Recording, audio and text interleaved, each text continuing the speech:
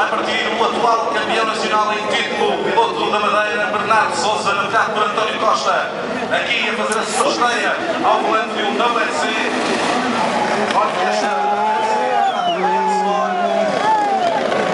São mapas diferentes, mas a mim tem o seu lado de experiência. Bernardo tem experiência, espetacularidade, também é experiência.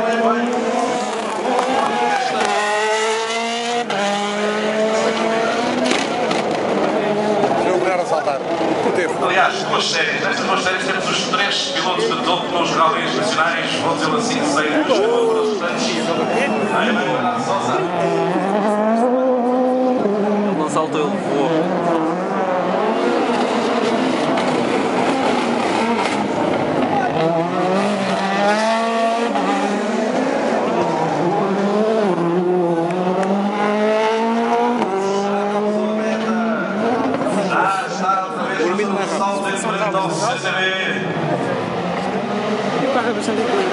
Muito bem, a marcha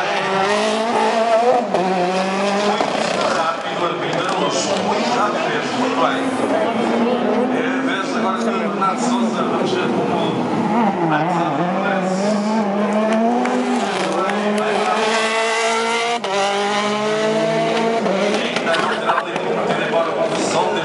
Eles têm potência muito mais baixa rotação, portanto às vezes parece que não andam tanto, mas digamos que eles com uma rotação mais baixa têm também muito mais potência do que os restantes motores.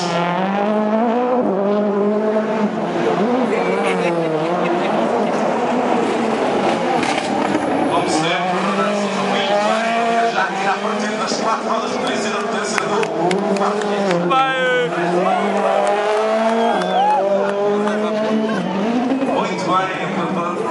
Madeirense Arbitros novamente para o salto pela última vez. Próxima a cruzar a meta para voltar ao parque. Pilotos a meter-se bicampeão do mundo de produção.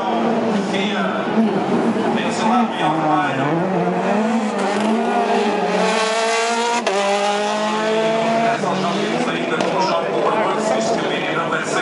Está em fase de homologação e só será estreado efetivamente pelo Rally da Sardenha. Agora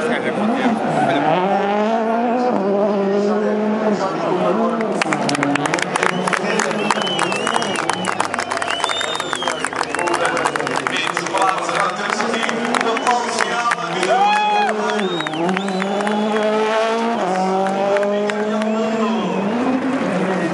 E agora, piloto português,